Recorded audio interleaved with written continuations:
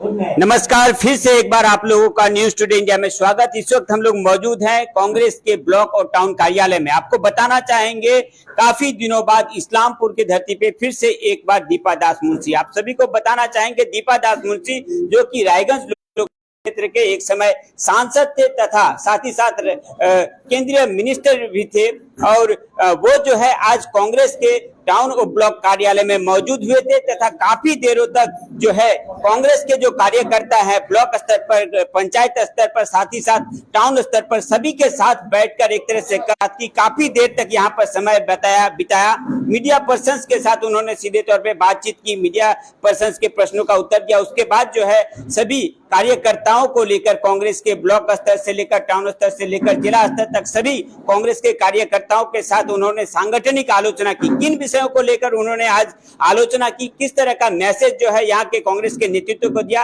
तथा किस कारण से वो आज इस्लामपुर में आई थी, सारे विषयों को लेकर स्थानीय जो कांग्रेस के नेतृत्व हैं, ब्लॉक सभापति डॉक्टर सादिकुल इस्लाम हो, जो आईएनटीयूसी के कांग्रेस के नेता हैं अल्तमश चौधरी साहब, कमरुल साहब, तनवीर साहब, जो भी हैं, सबके एक एक करके हम लोग प्रतिक्रिया लेने की कोशिश करेंगे। पहले ही बातचीत करने की कोशिश करेंगे डॉक्टर सादिकुल इस्लाम से। किस कारण से जो है आज वो फिर इस्लामपुर में आए थे आप लोग के कार्यालय में? देखिए, उनका आने का कोई ना कारण था, ना कोई प्रोग्राम था, ना कोई सभा था, लेकिन लोगों को देख के लगा कि एक मुलाकात वो सभा में बदल गया और एक सभा की तरह लोग उमड़ते हुए सैलाब की तरह आए। वो जा रही थी बागडोगरा एयरपोर्ट में उतर करके, वो कालियागंज अपने घर में जा रही थी, तो उनका कॉल आया। कल हम गए थे डिस्ट्रिक्ट में, हमारा डिस्ट्रिक्ट कमेटी की मीटिंग थी, जो 15 तारीख को शहीद मीनार चलो कोलकाता जाने की एक आवाज़ दिया जो श्री अधीर रंजन चौधरी, श्री मोहित चंद गुप्ता जी ने। तो कल रास्ते में मेरे पास फ़ोन आया कि हम उधर से गुजरेंगे तो इस्लामपुर कार्यालय में हम कुछ लीडर्स के साथ, लोकल लीडर्स के साथ हम बैठेंगे। तो हमने कहा ठीक है, मोस्ट वेलकम।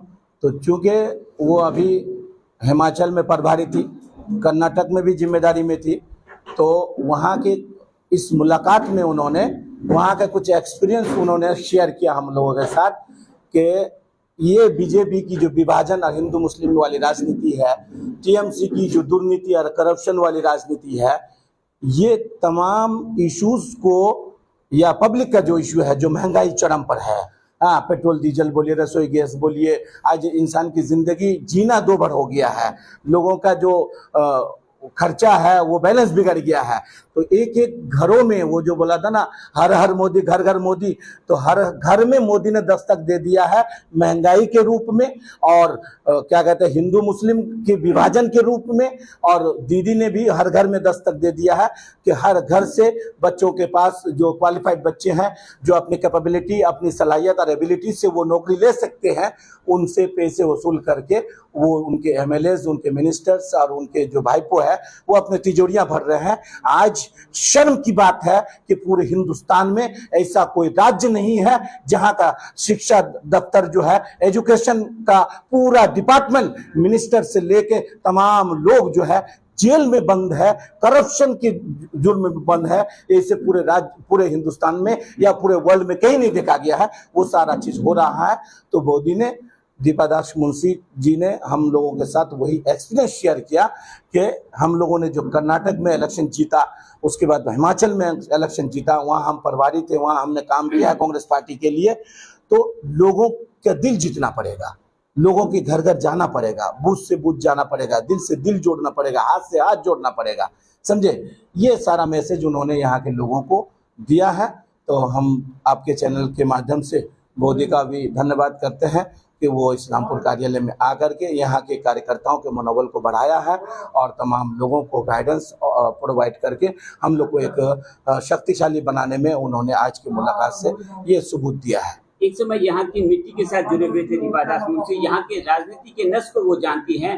किस तरह का टिप्स या फिर किस तरह की आलोचना आज आप लोगों के साथ की गई, और क्या लग रहा है कितना फायदा होगा उनकी सांगठनिक आलोचना से आगे के? देखिए, मैं आज न्यूज़ टुडे के जरिए से ये बताना चाहता हूँ इस्लामपुर या हमारे देशवासियों को, हमारे इलाका के लोगों को, कि श्रीमती दीपा दास मुंशी जी ने जो एक्सपीरियंस, जो अपना अभिज्ञता बोलते हैं, तजर्बा शेयर किया, वो ये है कि ये मोदी और दीदी, इस तरह की राजनीति से लोग अब उब चुके हैं।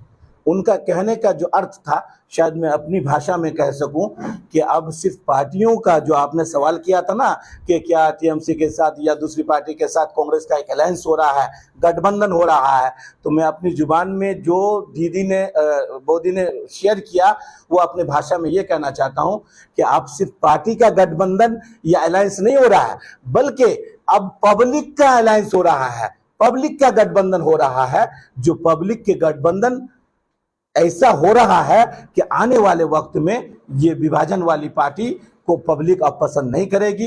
हिंदू मुस्लिम वाली राजनीति को अब लोग उब चुके हैं, मोदी के वो हरे हरे सपने और हिंदू मुस्लिम विभाजन वाली राजनीति से लोग तंग आ चुके हैं। और दीदी के हरे हरे सपने के हम लंदन बना देंगे और हम जापान और चाइना बना देंगे बंगाल को और कोलकाता को, वो सब असलियत उन लोग का जो मुखौटा था वो अब साफ हो गया है। असली चेहरा इन लोगों का पब्लिक के सामने आ गया है।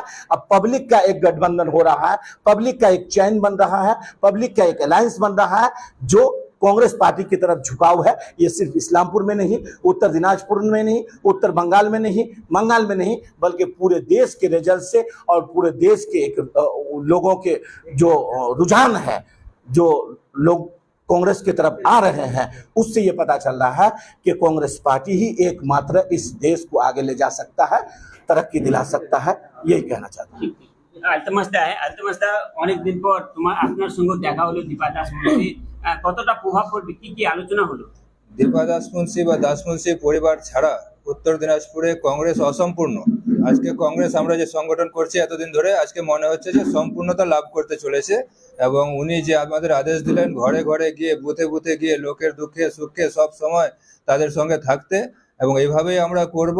আর দীপা দাসমুন্সির সহযোগিতা থাকবে, বৌদি সবসময় আমাদের সঙ্গে থাকবে। আর উনি যেভাবে আমাদের আশ্বাস দিয়ে গেলেন, আগামী দিনে আমরা খুব ভালোভাবে সংগঠন করে নিতে পারবো ইসলামপুরে। কতটা প্রভাব পড়বে আগামী দিনে কি মনে হচ্ছে? দীপা দাসমুন্সিকে উত্তর দিনাজপুরে চিনাতে হবে না, ওনাকে সকল লোকে চিনে। এবং দাসমুন্সি পরিবারের লোক, দাসমুন্সির অনেক অবদান রয়েছে, দীপা দাসমুন্সিরও অনেক অবদান রয়েছে, মানুষ ভালোভাবে জানে এবং মানুষ ওনাকে আবার গ্রহণ করবেন।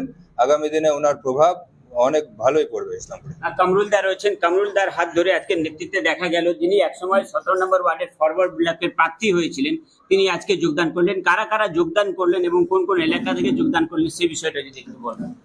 আজকে জয়নিং এর ব্যাপার ছিল, যেটা কি যে ওরা শুনতে পেল। আমি ওদেরকে বললাম যে আজকে আমাদের কেন্দ্রীয় নেতৃত্ব যে দীপা দাস মুন্সি, প্রাক্তন মন্ত্রী, কেন্দ্রীয় মন্ত্রী, তিনি আজকে ইসলামপুরে পার্টি অফিসে আসবেন। তো আজকে তোমরা সবাই যারা আমাদের ফরওয়ার্ড ব্লকের কিছু বাকি আছো, তার হাত দিয়ে আজকে তোমাদেরকে জয়েনিং করাবো। অনুরূপভাবে মানে আজকে জুম্মার দিন ছিল, তো গোবিন্দপুর থেকে আসার কথা ছিল 40-50-এর মতো, তারা সংখ্যাগরিষ্ঠতা পুরো আসেনি, সেই জন্য তাদেরকে আজকে জয়েনিং করালাম না, পরবর্তীকালে জয়েন করাবো।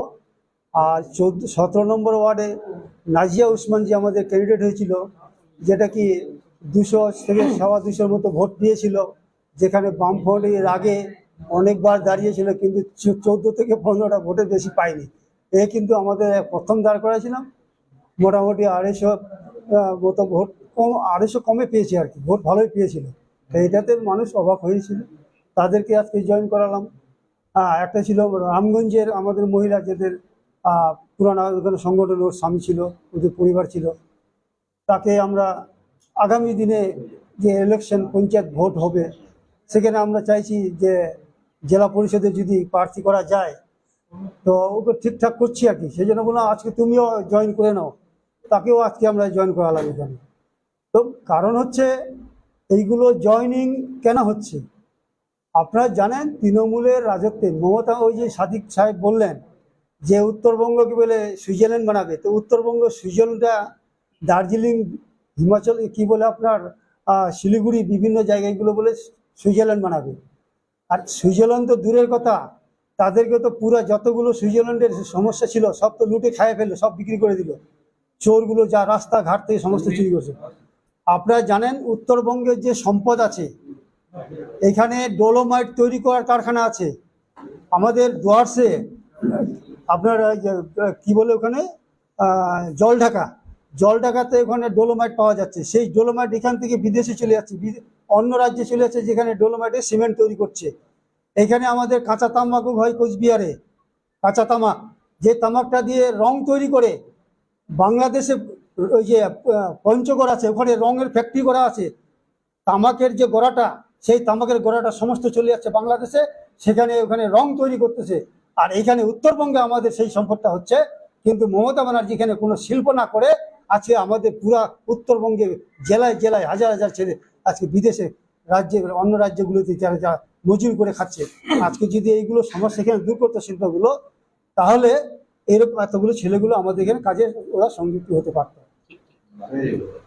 हम लोग और कांग्रेस के नेतृत्व हैं, टाउन सभापति हैं तनवीर साहब से भी बात करने की कोशिश करेंगे और साथ ही साथ एकाधिक नेतृत्व बिंद है, उन लोगों से भी बातचीत करने की कोशिश करेंगे।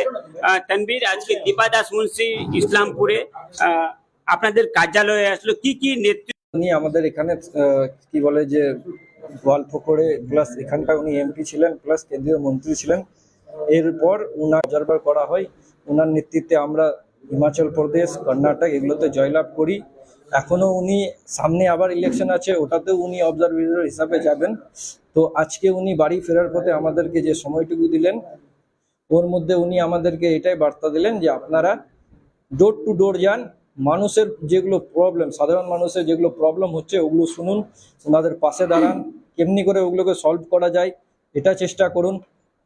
আর যে রাহুল গান্ধীর যে বার্তাটা, নফরত ছোড়ো ভারত জোড়ো, আর নফরত কে বাজার মে যে মোহব্বত কা দোকান, তো এই বার্তাটা উনি বলেছেন যে আপনারা সাধারণ মানুষের বাড়ি পাবেন। এই হিন্দু মুসলিম যে বিজেপি একটা যে চক্রান্ত চালাচ্ছে, এদিকে টিএমসি যে কাটমানি ভাওতাবাজির এই যে একটা রাজনীতি, একটা যে চক্রান্ত চালাচ্ছে, এগুলোর বিরুদ্ধে উনি বলেছেন বাড়ি বাড়ি গিয়ে আপনারা সাধারণ মানুষের সাথে কন্ট্যাক্ট করুন এবং ওনাদের প্রবলেমের কি বলে যে শুনুন, তারপরে ওগুলো নিয়ে আপনারা আন্দোলনে নামুন, এটাই উনি বার্তা দিলেন। ठीक ठीक और कुछ नेतृत्व बिंद हैं, उन लोगों से भी कांग्रेस के ये ब्लॉक सभापति हैं মাইনরিটি কংগ্রেসের ব্লক সভাপতি রয়েছে, ছোট্ট করে প্রতিক্রিয়া নিব, তারপর নাজিম সাহেব রয়েছে, ওনার প্রতিক্রিয়া क्या बोलेंगे। माइनॉरिटी के आप ब्लॉक सभापति हैं, दीपादास मुंशी के साथ हो सकता है कि पहली बार आप लोग सांगठनिक तौर पे आलोचना किए, कितना असर पड़ेगा आगे के दिनों में माइनॉरिटी वोट बैंक जो कि इस इलाके के रणनीति को तैयार करती है, कितना प्रभाव डालेगी कांग्रेस। देखिए, सबसे पहले तो मैं आपके चैनल का शुक्रिया अदा करूंगा कि आप हमारी हर छोटी मीटिंग को अटेंड किए, मैंने अपनी नज़र से इसको देखा है। और रहा सवाल कि आज आपका सवाल है कि दीपादास मुंशी का आज यहाँ पर आना इस्लामपुर में, तो दीपादास मुंशी का यहाँ पर आना राहुल गांधी का वो पैगाम है कि भारत जोड़ो नफरत छोड़ो, इसी को वो अमल करते हुए यहाँ पर आज उन्होंने दिखा दिया कि इधर से उनका गुजर हो रहा था और उन्होंने खुद से कहा कि मैं इस्लामपुर में रुकूंगी और इस्लाम मुकाबला करने के लिए अगर आज पूरे भारत में कोई पार्टी है वो तो सिर्फ कांग्रेस पार्टी है। उसी के पैगाम को देने के लिए आज मोहतरमा दीपादास मुंशी हमारे इस्लामपुर टाउन में रुकी और रुक कर के ये पैगाम दिया और राहुल गांधी के इस पैगाम को सच करके दिखाया उन्होंने कि मैं अकेला ही चला था जानिबे मंजिल मगर। राहुल गांधी जी ने भारत जोड़ो यात्रा का अकेला ही आगाज किया था, उन्होंने इसका प्रूफ करके दिखाया कि मैं अकेला ही चला था जानिबे मंजिल मगर, लोग आते गए, कारवां बनता गया।